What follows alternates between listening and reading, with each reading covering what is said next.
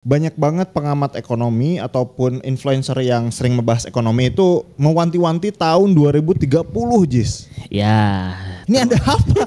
2030 ada apa gitu? Termasuk Timothy. Ya. Selalu membawa-bawa 2030. Iya. Kenapa nih?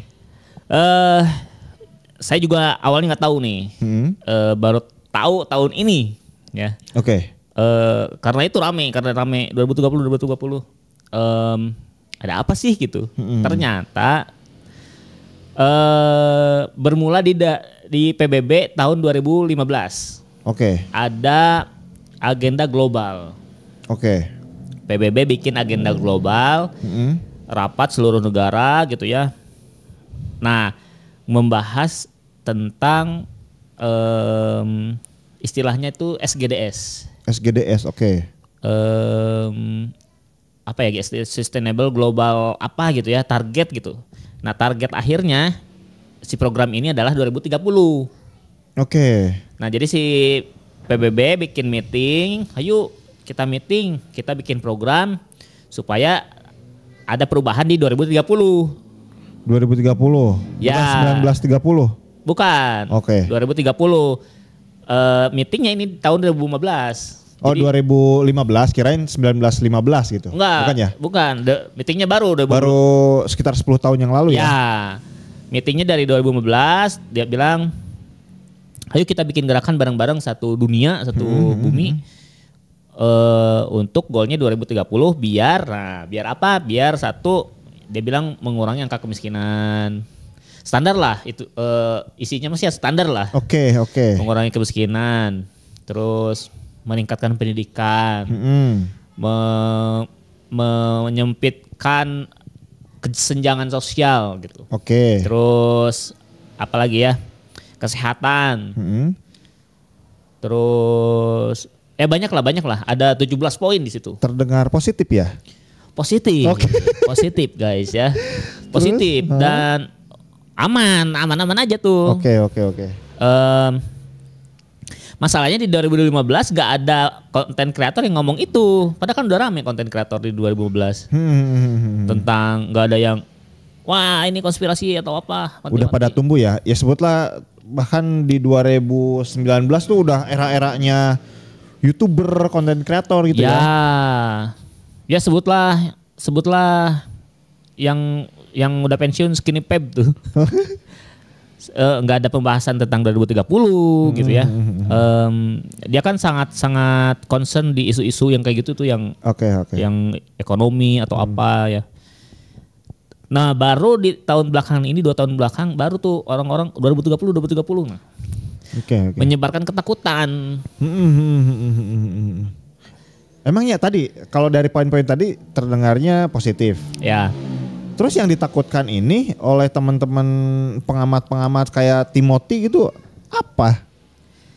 Nah, yang ditakutkan adalah tadi kayak misalkan tidak ada kemiskinan. Nah, dalam artian dihapus, meninggal gitu. Dibunuh oleh sistem gitu. Jadi kamu miskin, kamu mati gitu. Oke. Itu yang ditangkap oleh masyarakat.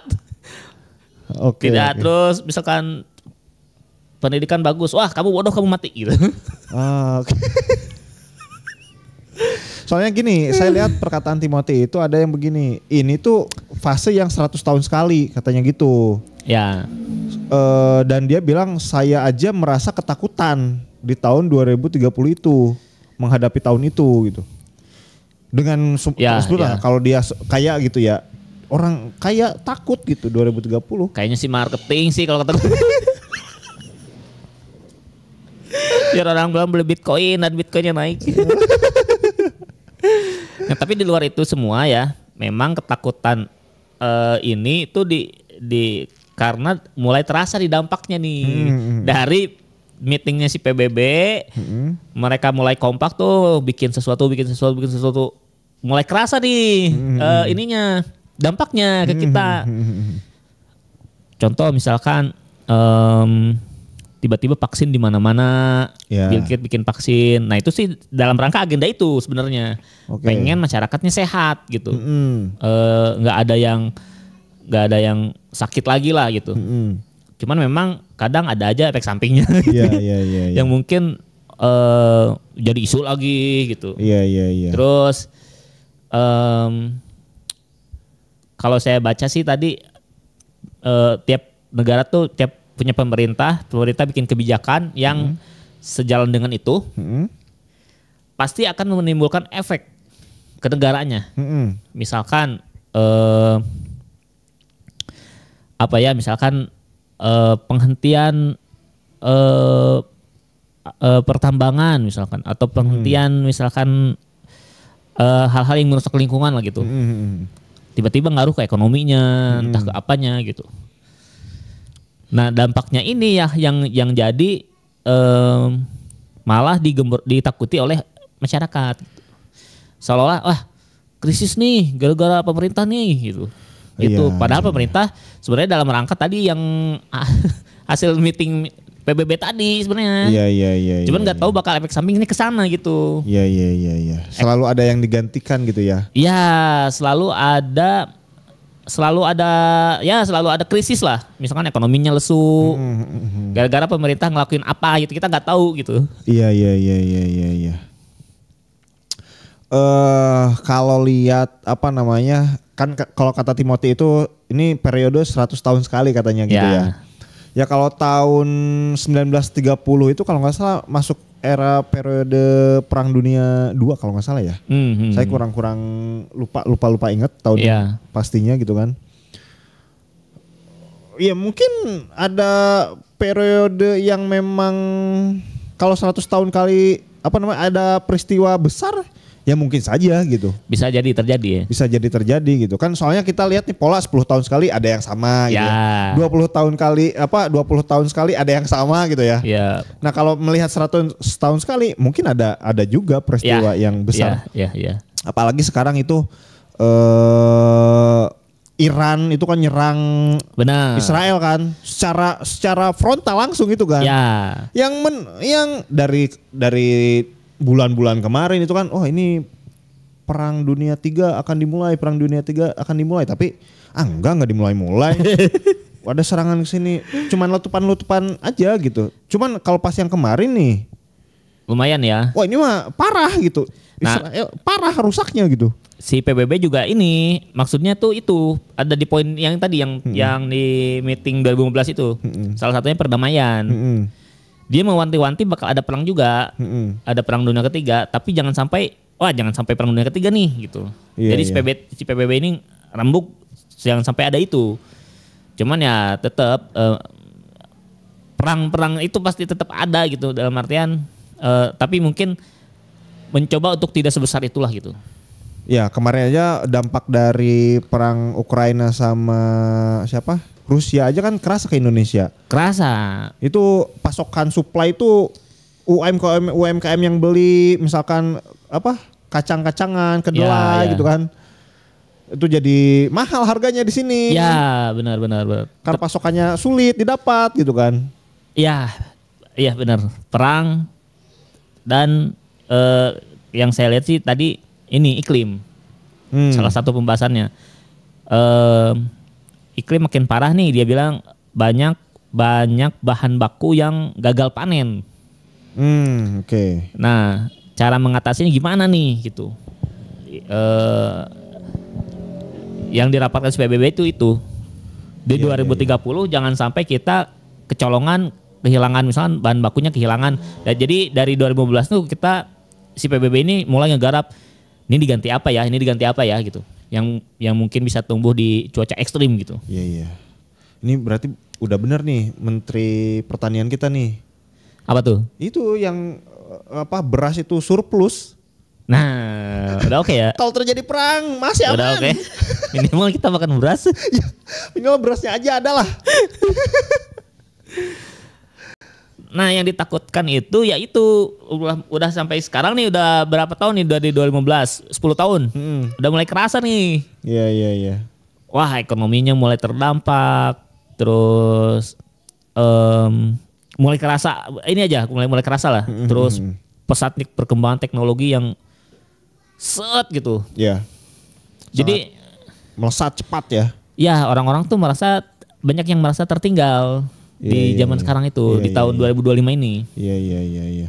Banyak yang merasa tertinggal dan mereka ketakutan, wah apa nih goalnya di 2030 bakal seperti apa nih gitu. Nah itu yang ditakutkan oleh masyarakat sehingga banyak yang wanti-wanti, ayo perbanyak skillnya, pindah ke digital atau apa gitu. Ya ada poin positifnya yaitu kita harus siap-siap gitu ya. Tapi kalau misalkan poin negatifnya itu kita jadi cemas, kita jadi ketakutan. Menurut kamu ini gimana nih? Harus dihadapi gimana nih? Menurut saya sih nggak usah takut.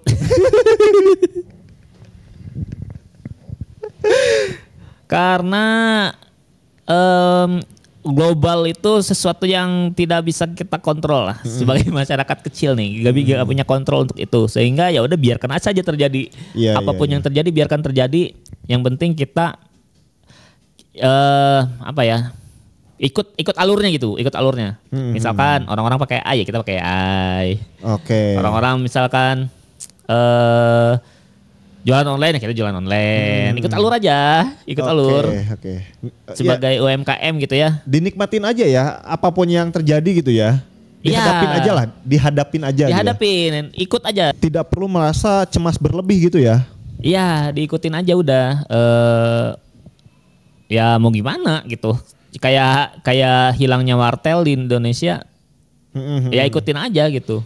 Ya, terlebih kan gini, eranya orang-orang yang hidup sekarang gitu ya. Terutama di Indonesia kan kita udah mengalami krisis 98 tuh. Ya. Kan parah juga pada saat itu dong. Parah tapi saya masih kecil gak ngerti nih. Cuman maksudnya kelihatan lah orang-orang tua pada komen-komen lah, ngeluh gitu ya.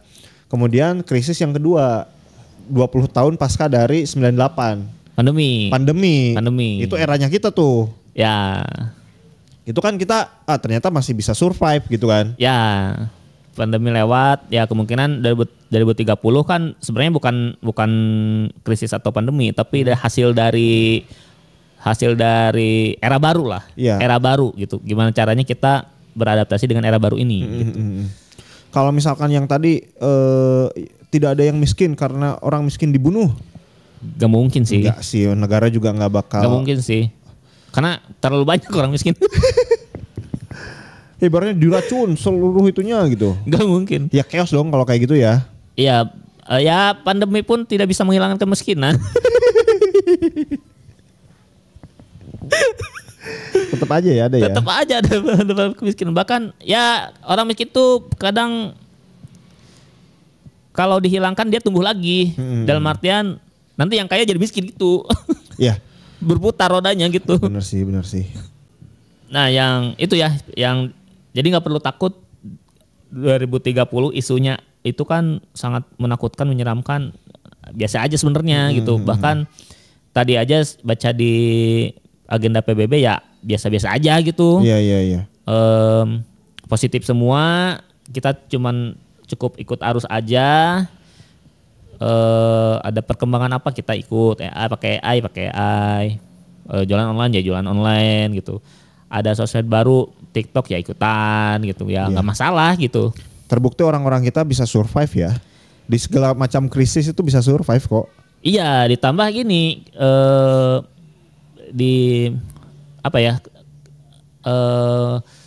misalkan AI menghilangkan banyak pekerjaan.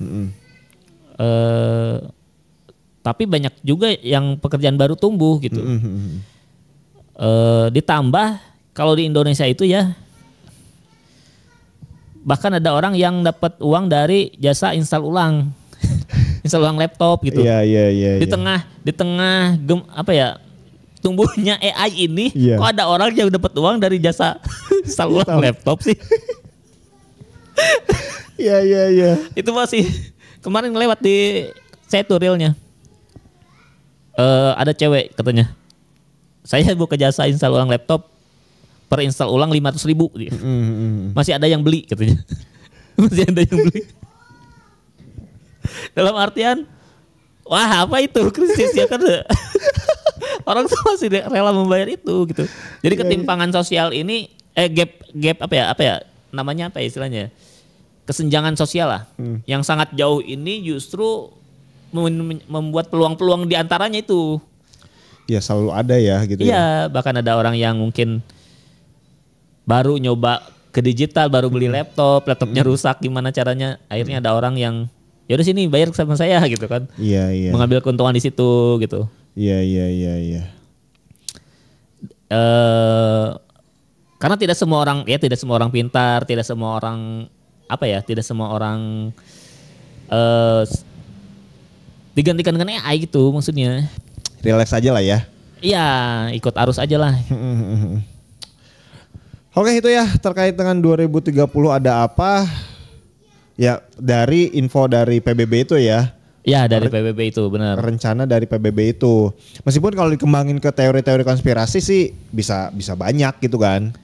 Banyak. Apalagi poinnya kan ada 17.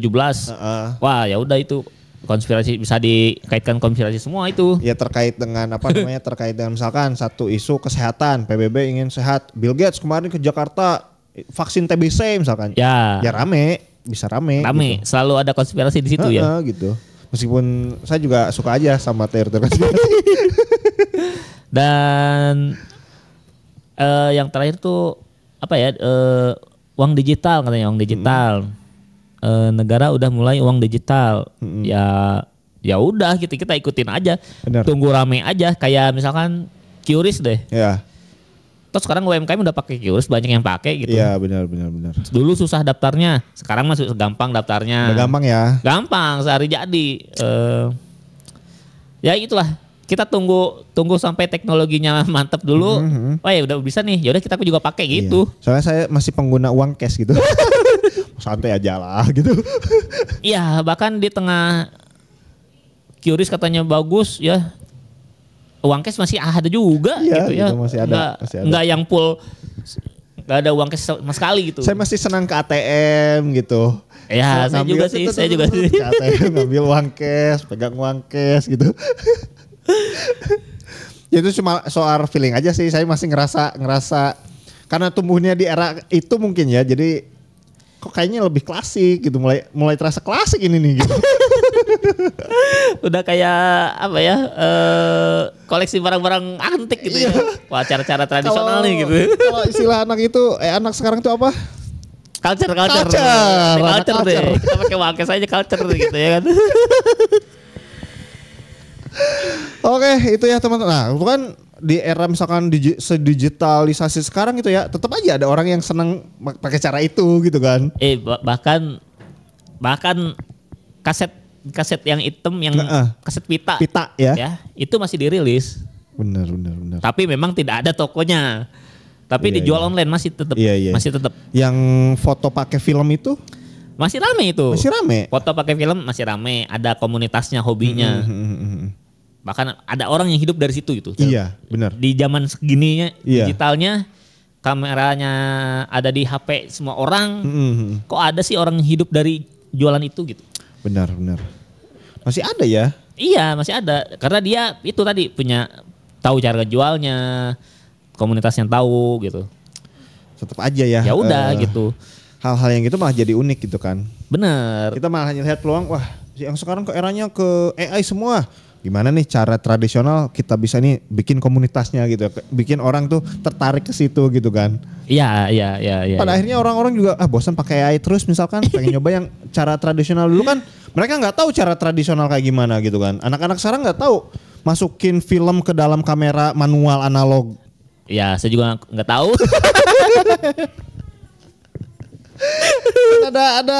ada rasa yang dulu tuh gini ya gitu kan. Iya. Itu bisa jadi tempat buat jualan gitu kan. Iya. Jadi ya jangan khawatir lah buat teman-teman UMKM nih, di tengah isu 2030 katanya gelap atau mungkin terlalu canggih untuk kita, santai aja lah, karena kita ikutin aja pergerakan dunia ini sesuai gerakannya lah gitu. Benar. Nah itu ya teman-teman ya, tidak perlu khawatir di tahun 2030. Nanti kita persiapkan aja dari sekarang ya, kalau punya bisa nabung-nabung kayak gitu ya. Kalau bisa invest kecil-kecilan kayak gitu ya. Ya usaha dijalankan terus kayak gitu ya. Benar. Dan yang paling riskan sih di era yang sekarang nih buat UMKM adalah main sabotase merek. Ya karena ada fitur Shopee Mall, Tokopedia official ya dan TikTok Shop gitu ya. Orang-orang jadi sekarang daftar merek. Nah, parahnya itu daftar mereknya orang sikut-sikutan, merek orang didaftar-daftarin gitu ya. Foto produk orang di-uploadin gitu ya tanpa izin. Nah, ini sangat gawat sehingga teman-teman harus sadar haki dari sekarang biar menuju 2030 makin aman gitu. Nah, buat teman-teman yang mau daftar merek biar bisa jadi Shopee Mall dan lain-lain, teman-teman bisa minta bantuan Kebun Desain ya untuk daftar merek karena kita membuka jasa pendaftaran merek. Bisa langsung hubungi ke nomor yang ada di bawah. Nah, sekalian juga bisa pesan desain logonya, desain kemasannya, desain kembali profil dan lain-lain. Itu tinggal WA aja ke nomor yang sama. Oke, karena kameranya mati ya, kita closing aja. Cukup sampai di sini videonya. Sampai jumpa di video berikutnya.